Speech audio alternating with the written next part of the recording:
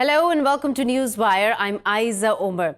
3 days after the horrific aid blast that rocked Sri Lanka, killing over 300 people and injuring more than 500, the Islamic State, an extremist terrorist outfit, has taken responsibility. Now, a lot of questions are still left unanswered. Is ISIS really behind the attack? What was their motive, and why in Sri Lanka would they carry out such an atrocious attack? And two, if information about the attack was available well before it was carried out, was it possible for the authorities to prevent it? All this and more to be discussed with our panel of guests here. I'd like to welcome Mr. Namal Rajapaksa, who is a Sri Lankan politician joining us from Colombo. Also, we have with us Ms. Chathuri Dissanayake, who is a journalist from Colombo. And also we have with us Mr. Peter William, a terrorism expert who is joining us from the UK. Now, various reports have confirmed, and at the same time, there's an ongoing debate going on that weeks before there was information from various intelligence officials that warned Sri Lanka about a potential plot against churches and tourist sites. And a week after that warning, in fact, the Sri Lankan Defence Ministry also communicated to the Inspector General of Police that a potential attack will take place. Ms. Chathuri, what is your understanding of these reports? Because at the same time, there is a lot of contradiction in the news of whether or not these reports are verified. So according to what the government sources have said, there were intelligence reports that were shared with the local state intelligence services, and it has been communicated to the IGP, but the trail ends there. We are not sure what happened afterwards. Even today, the State Minister of Defence has accepted that they did have the information, but he also accepted that there has been a lapse in security. And Mr. Namal, what do you think was the reason why there was such a huge lapse of security? Was it that the intel officials in Sri Lanka are not strong enough, do not have a network big enough, or that there was some kind of political rift going on that stopped this communication from getting through? No, I think it's a two-way thing. One is that the intelligence unit of military and police has been dismantled from 2015. So the strength and the capacity has been reduced by the current government from 2015 onwards. But at the same time, there's a huge gap between the president and the prime minister when it comes to communication and taking decisions. I mean, this is a sad outcome of losing more than 300 lives or 350 people being killed, just because two people cannot communicate and come up to understanding or a decision. So this is not only when it comes to the national security. I mean, this is the practice that has been for the last 4 years by the current administration when it comes to even the economic development or social welfare, or even when it comes to other decisions taken by the government. So the intelligence unit, even with limited resources, managed to give some sort of briefing to the government as to there is some sort of threat. And in fact, certain government ministers are claiming that their parents knew this incident 1 or 2 days before, and they were warned not to go to the masses, or not to go to the mosque on Sunday. And at the same time, Prime Minister himself is admitting that he got to know about this report, but he failed to take action. And the executive president of our country says that he didn't know about it.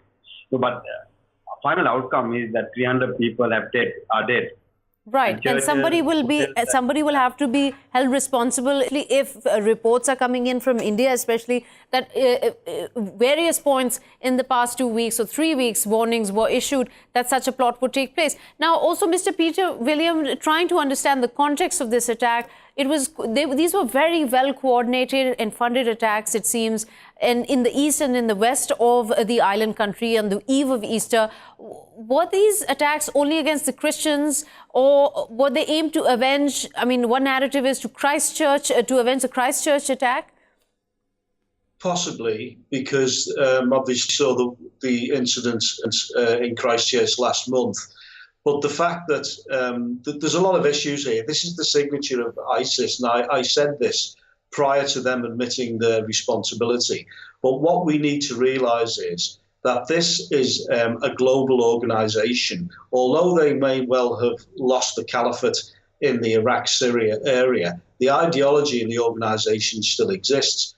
Now, you mentioned the coordination. It's also, not only has it been extremely well coordinated, it's also been extremely well resourced and planned. And part of that planning includes finance. Now, a terrorist organization, it doesn't matter who they are, where in the world or whatever, operates like any other organization. They have their own intelligence units. They will have carefully selected these targets, and they will have then coordinated and planned the attack that way.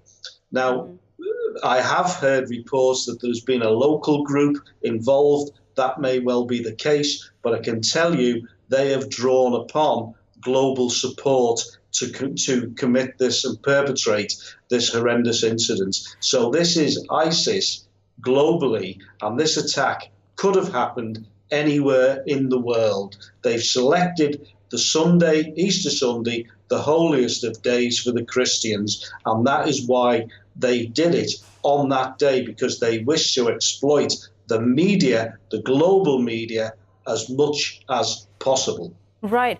That's an interesting point. And Ms. Chathuri, I want to bring you in here and ask you this, that there has been historically in Sri Lanka some violence between different ethnic clans. And it's usually been originating between groups, whether that is groups between the Muslims and the Buddhists. So the Sinhalese. So when we see Christians being attacked, is there any kind of connection there? Or is this completely unprecedented that Christians were attacked here? Yeah, it is very unprecedented that Christians were attacked. If you look at our history, we haven't seen Christians ever being the target. Even during the 30-year war, we've never seen a Christian target, and it has, of course, never been a civilian target. So this is very unprecedented, actually. So the ethnic violence does take place, but would you say it's ever come to a level where something like this could have been projected or expected? No, I don't think even that is the problem. Even our intelligence services would not have expected this level of an attack. Mm-hmm. Even during the 30-year war, this kind of coordinated, simultaneous attacks were never the case. So this is the kind of death toll that has caused. Also, there's a lot of speculation going on whether really ISIS was the ones behind this. Did they carry out these attacks, or are they laying claim to someone else's doing? So no one is actually confirming that there is an ISIS connection, because even the State Minister of Defense, Ruwan Wijewardena, was very careful not to accept it, and all he said was that the state is actually investigating into any connection. Mm-hmm. So it's still up in the air as to who is exactly responsible, but they're certainly not ruling out ISIS connection, because what they're saying is this kind of sophisticated attack cannot have happened without international assistance. And Ms. Chathuri, what is the situation like on the ground now? Is there still a state of emergency, high alert, as reports coming in that more attacks might are expected in Sri Lanka? Yes. So the entire country is on high alert, and the police has been put on high alert. Even today, there had been 2 scares, although it turned out to be false alarms. So the state minister also appealed for the public to be vigilant until they have a grip on the situation, which he says within few days they'll be able to do. Right, and those who have been arrested in connection to these attacks, what can you tell us about them? According to the profiles that have been drawn up, what the intelligence services say is that they are of all well-to-do backgrounds, that they're of middle class and upper middle class background, well educated. In fact, some of them have been educated abroad. So it is a very different profile to what the kind of terrorism that Sri Lanka has seen beforehand. Thank you so much, Ms. Chathuri, for your insight there. Mr. Namal, there's also a big question on whether or not ISIS had much of a foothold in Sri Lanka prior to these attacks. Well, Vijaydas Rajapaksa, Honorable Minister of the current government, who was a former minister but now is opposition.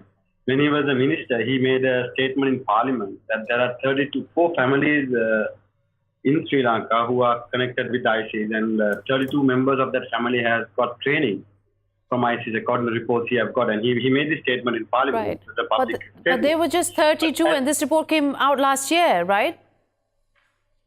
It came last year. So see, the form of terrorism is something that new to us. So this is something that we cannot jump the gun and say, no, this organization is responsible. But we need to have proper investigation.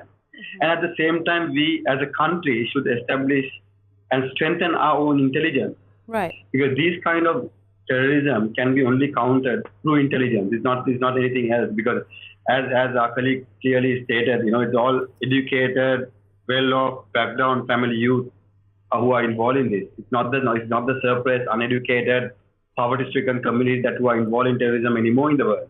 So this is something totally different to us, and the approach has to be different. But obviously, there shouldn't be any mercy on terrorism. So we need to, as a country, we need to come together, rally around as a nation, and at the same time, the government has to take responsibility for this, because the Defense Secretary himself clearly stated that he knew there is going to be an attack, but he never expected this to be this big. So even a small-scale attack, he was anticipating it. So if he did that, how come as the Secretary of Defense and the Prime Minister and the President just sit and watch even a small-scale attack take place in your country? You can't. That is not accepted, and that cannot be given any sort of room for them to make it as an excuse.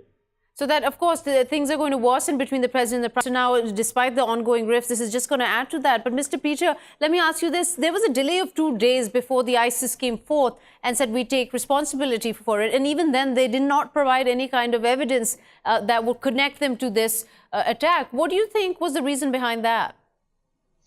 Well, it's typical of the pattern that we've seen in relation to ISIS. They don't immediately admit their involvement or their acknowledgement. So that is what we've seen is entirely in keeping with an ISIS-inspired attack.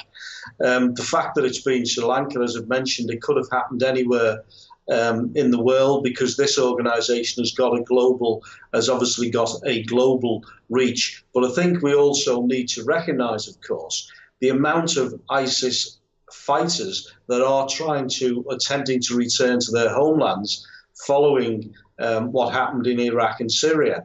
It's been key in the news here in the United Kingdom, particularly focusing on one individual. But the British Foreign Secretary last week made the point that unless the world globally deals with this returning fighters and their radicalisation and to reintegrate them or whatever into society, it needs looking at. And I think that aspect is a key issue for any intelligence service, and that needs to be resolved as soon as possible. There's definitely a gap in the intelligence services as we get reports on there being information about these attacks. And here, just to comment more on this story, we have Chandani Kirinde, a journalist from Colombo. Welcome to Newswire. There's also this narrative going on whether ISIS was part of this originally or not. And also the subcontract model that comes into mind, that a very unknown small organization like the National Tohid Jamaat in Sri Lanka was used to carry out these. How realistic is this analysis considering the kind of environment Sri Lanka has? As you know, there is a lot of confusion right now about who exactly is involved in it. The government has named the National Tohid Jamaat, but it looks like the government is also groping in the dark on this. And this claim by the IS the government has just accepted this as it is. So, we are having different narratives from the government. There has been a lot of confusion with the Deputy Defence Minister saying this had a link to the attack in Christchurch. Then we've had the Prime Minister telling us later that this was not the case. So there's a general right even. So there's a lot of confusion. But if one was to look at the historical context of terrorist outfits operating within Sri Lanka, the LTTE comes to mind, and this 26-year violent history with the majority Sinhalese government, it really puts into perspective what, if any, role they had to play in an event like this.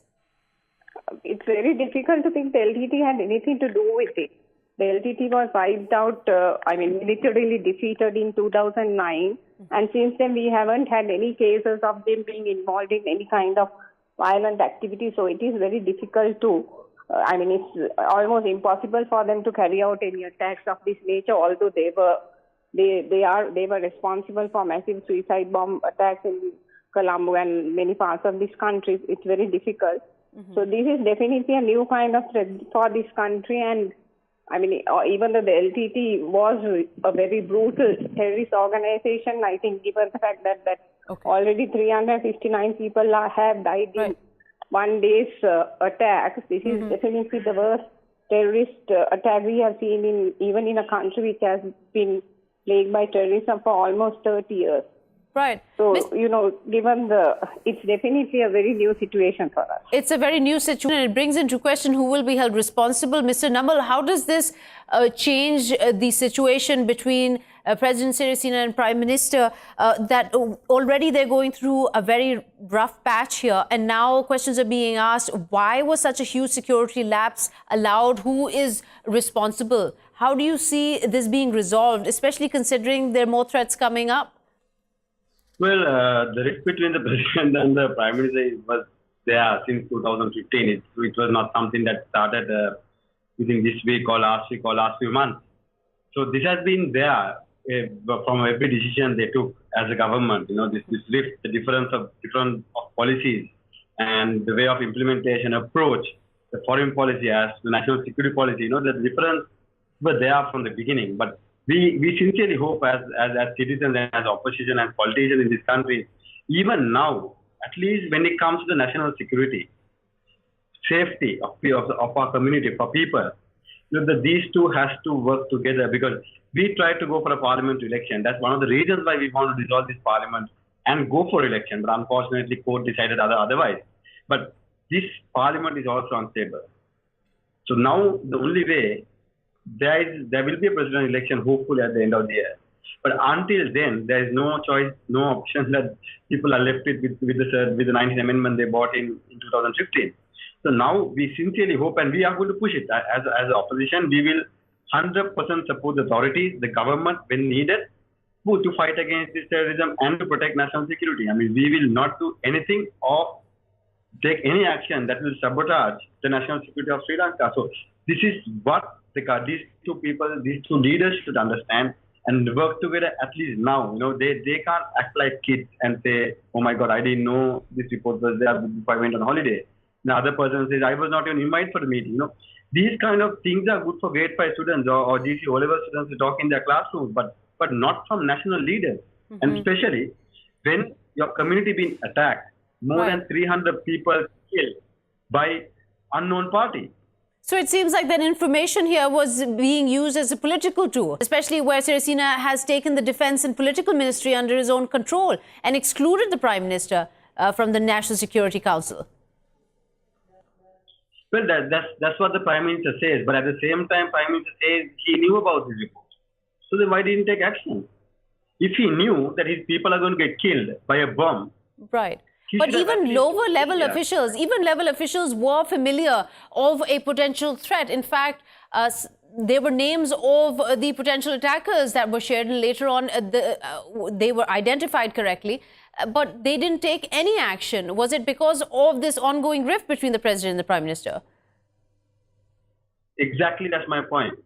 Some of them were named and some of them were arrested a few months ago for having explosives with them, and they were put out on bail. And apparently, one of the government ministers, they are claiming that one of the senior politicians got them blamed, so got them bail out. So this is what the government is saying, but that's not what the government should be saying.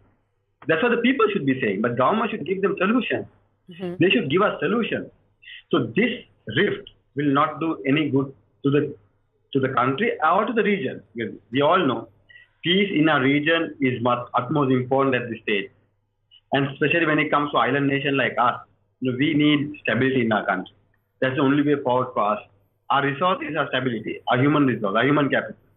So this is what our leaders should understand, and how the government has been behaving for the last 4 years, how they victimize the intelligence officers for fighting against LTT, how many number of soldiers, number of senior military officers, number of senior intelligence officers that have been remanded for bogus allegations.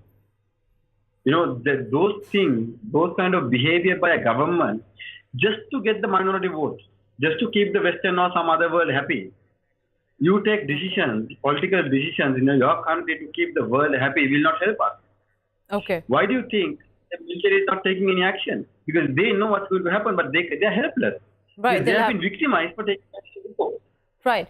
But also, Mr. Let me ask you this. While there obviously is a lot of conflict within the government, who will now have to answer why there was a security gap, but just trying to understand again why this has taken place in Sri Lanka. I mean, I understand, and our viewers understand, that Muslims were pushed out by Tamil terrorists, but they represent a small percentage of the population there. And if they are targeted by Buddhist nationalists in recent riots, does this in a way offered the ISIS a kind of a perfect situation to be exploited, you feel? Or this was them just trying to convey a message? Well, they're trying to convey a message. And any terrorist attack isn't necessarily aimed at the people that unfortunately lose their lives or get injured.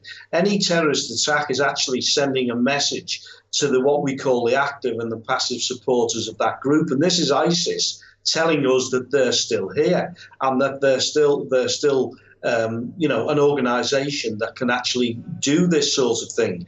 But what I would say in relation to the selection of the target of the country, it sounds like when they have done their own intelligence, when they have carried out their reconnoitering of the potential targets, they may have identified that Sri Lanka potentially could have been a soft target. Because I'm listening to what your other guest is saying in relation to disputes within the government.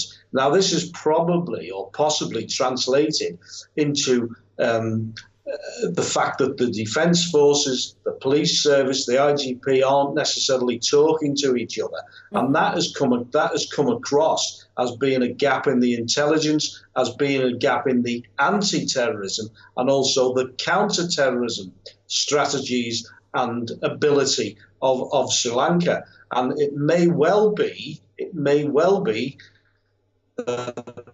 that they have noticed this, and hence that is one of the reasons why Sri Lanka has been targeted.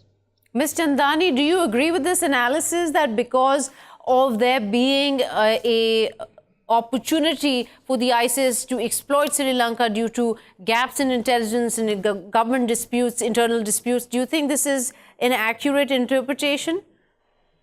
Yes, I agree with that, because obviously the infighting within the government had led to this huge security lapse, or the failure for the intelligence. Although the intelligence reports did come out, from what we've heard from the President and the Prime Minister and the Defence Minister, they claim that they did not see the warnings till this incident happened. So obviously, because of them failing to sit down together and address the threats to national security together, it obviously seems now it has led to this situation. And it looks, the fire, even till today, the voices that come out of the government are giving all kinds of conflicting reports. So, even till today, they have failed to speak in one voice. And obviously, the infighting in the hierarchy of the government has filtered down to the police, the intelligence services, and all these things. So they obviously, it seems like there was a huge failure on the part of the government, but of course brought on by the fact that they were just not willing to sit down and address this issue together.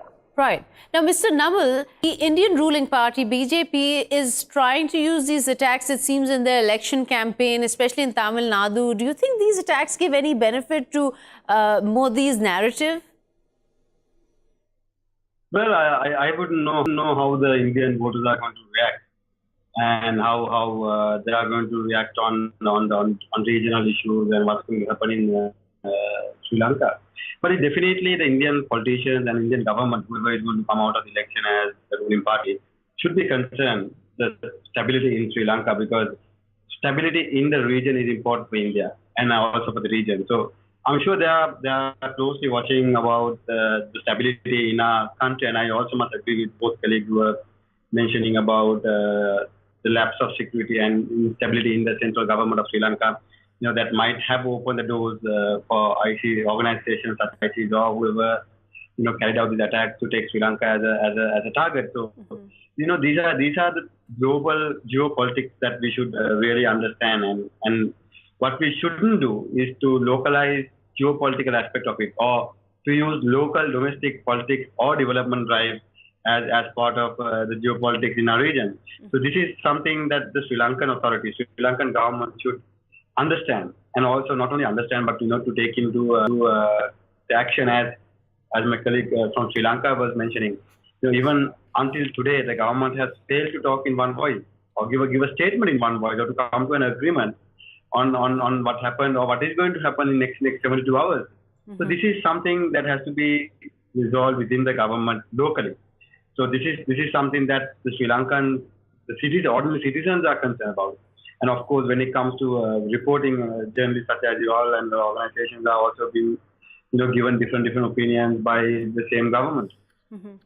So, Mr. Peter William, this concern that why, besides Sri Lanka, like you mentioned, being a soft target, perfect for the ISIS to take advantage of, but still it brings into question that if the narrative is true, that this was to avenge Christchurch, there are so many other places where in the world where right now Muslims are being taken advantage of or are in conflict, where ISIS actually has a strong foothold, but yet they veered towards Sri Lanka. Does this mean that more is going to happen in this region now, and they're just trying to show how wide they've spread? Well, it's very difficult to predict where the next attack will come from, because obviously that's the nature of a terrorist group, because it's the element of surprise. So, but I mean, this is a clear warning, and a very stark one, unfortunately, as to just what is the capability of this organisation. Now, I'm obviously listening to what's being said, and lessons, clearly are going to be learned, and very quickly measures are going to need to be put into place in order to prevent further attacks like this. Now, things aren't perfect here in the United Kingdom either in relation to counter and anti-terrorism measures, but we have been fairly successful over the last few years, and I think terrorist groups have largely recognised that, and I think that is a situation which I think Sri Lanka will want to work towards, where they've got a more coordinated response, not just in terms of their anti-terrorism measures that can be put in place that very often are more physical, but also the counter-terrorism, which includes that keyword intelligence. The key to downgrading any terrorist group in the world is the application of intelligence. And if it's exactly the same situation with this particular group, ISIS, Al-Qaeda as well, it's intelligence that will ultimately defeat and bring this group to an end. We're actually in a wave of terrorism at the moment, which ISIS is very much part and parcel of. But I think it's something that Sri Lanka will need to work towards very quickly and put these measures in place. But to answer your question directly, this is unfortunately a very, very clear and stark example as to what could happen again if things aren't acted upon immediately. Right. And Ms. Chandani, the environment now is clearly of panic and speculation. There are a lot of people who are chastising the government. And now the FBI has also joined the investigation into who was behind these attacks. So could you tell us a little more about what the day looks like in Sri Lanka after these attacks? I understand there are lots of funerals going on at the moment. Schools and offices are closed. What are people thinking, especially considering this, something like this has never happened before? Yes.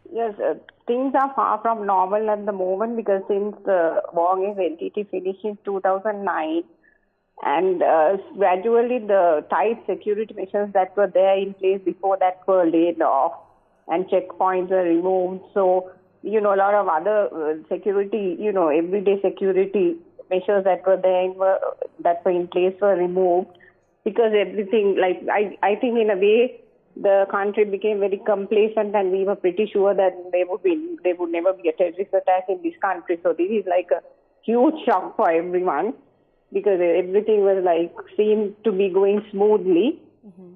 So right now, people are still not going out in large numbers. I think they're still fearing, because even today we had about 3 instances where the police are told there are vehicles with bombs, where the bomb squad runs there, and they have tried to, most of the time they have been false alarms. Right. But, there's really a lot of panic here. And of course, still the funerals of some of the people who were killed on Sunday are being held in some areas. So, there hasn't been, I don't think people still feel fully reassured about their safety to go out. Right. But today the parliament is promulgating some emergency regulations which will give the army more power to go and carry out checks. So it's going to obviously perpetuate this feeling of panic and confusion in the country. Very quickly, Mr. Namal, we're running out of time. If I can get your closing remarks on this, especially how this will affect the current government now moving forward. What kind of steps do you think they will be taking to address this huge security lapse? Well, the government obviously has to take responsibility for this, and also not only take responsibility, but they have to take action now, at least now, to implement more, strengthen the intelligence unit and, work on the national security aspect of it. But at the same time now, as our colleague here stated, the emergency law is on to be in the parliament day. So probably there will be emergency law in the country for next couple of months or next couple of weeks. So, but that itself will not reduce or stop the fear or the threat of getting attacked again. Right. So this is something that the government should understand and work on step by step to strengthen the national security, because thank you so already affected. Thank you so much, Namal. I'm so sorry I have to cut you here because we've run out of time. But thank you so much for your insight, Mr. Peter and Mr. Chandani, for giving us your time here on Newswire. We will be taking a short break. We'll be right back.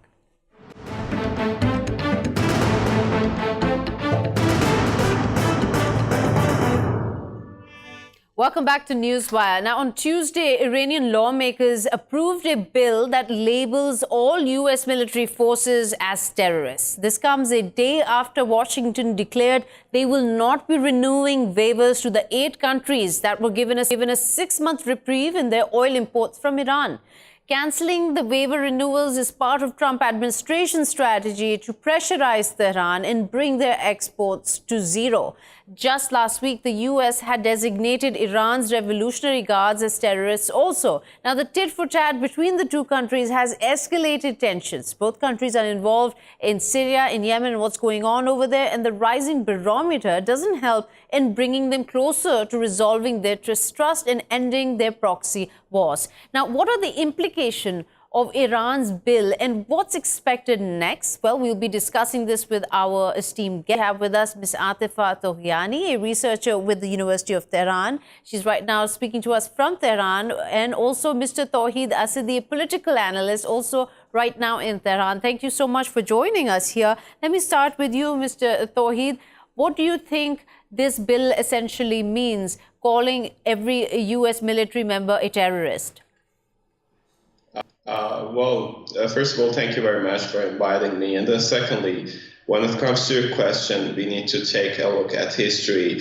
I need to just mention that the history of this hostility dates back to so many years ago. So I think rarely would it be found another instance of such rancorous relationship between the United States and any other country in the past decades. I'm not going to go to details and causes of this situation, but getting back to your question, I think what Iranian parliament did was exactly, as you said, a tit-for-tat strategy in response to what the United States did. We need to notice that the United States just called one of the legitimate, let's say, segments of Iranian army as a terrorist group, which is not acceptable for any Iranian side from any political orientation. So I think it's a kind of logical response that we might have expected from the Iranian parliament. But at the same time, we need to pay close attention to how this response was formulated before this period, before this new approach by the United States, which gained momentum by U.S. unilateral withdrawal from JCPOA.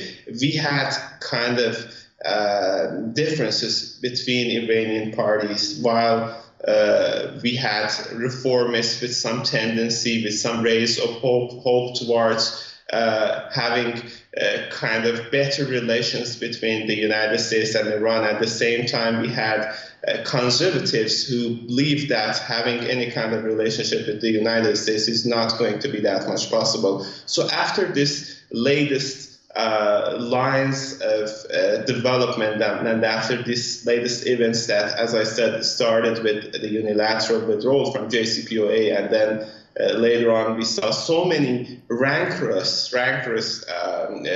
courses of action that was taken but do you think, by the United States. Sorry to cut you here, but do you think, Asadi, there was some strategy President Trump had in mind when he pulled out of the JCPOA, thinking long-term, especially what is happening to oil prices now?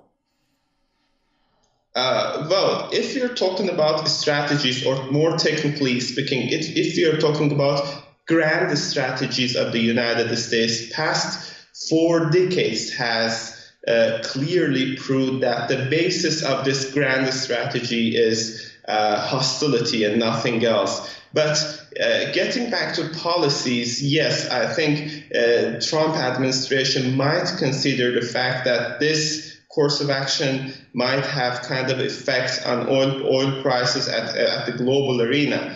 But they are convinced that with the help of their allies in the region, mainly including the Saudi Arabia and Emirates, they're going to be able to do what they want, and that is to decrease oil exports of Iran to zero. But at the same time, let's just have some feet on the ground. In terms of reality, we need to notice that such a thing is not going to be possible. Anyone with the smallest touch of international relations and economics would understand that having some such kind of things on the ground is not going to be possible.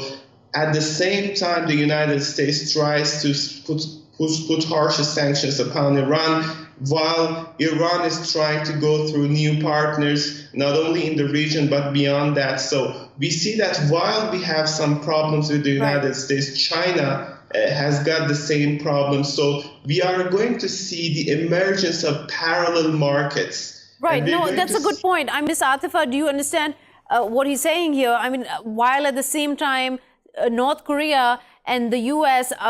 Is going through a huge sort of effort to woo North Korea into agreeing to denuclearization. But on the other hand, what has happened after JCPOA with Iran? Do you think there's a strategy here that President Trump has in mind?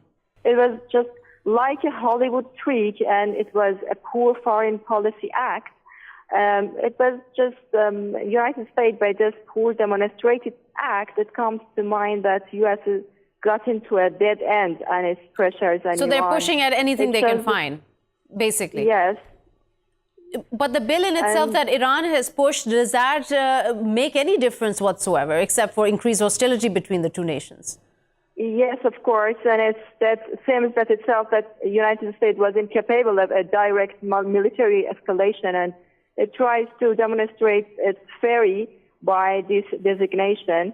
And in fact, IRGC is fully capable in its own realm and beyond in Middle East, and it has upper hand in Syria. It has positively present in Iraq, and this fuels the fire of U.S. administration. We try so hard to get more advantage and Middle East. And in fact, U.S. prescribed some ends and its policies, which is changing Iran's behavior in the region or putting Iran back on the negotiating table, or as they say, regime change. But it seems that there is no link between ends and the means of United States foreign policy on Iran. It doesn't seem that this designation and other sanctions affect harshly on Iran's economic or military capabilities, or even by 2 years of heavy pressures, it made approximately just many changes on Iran's leadership in the region.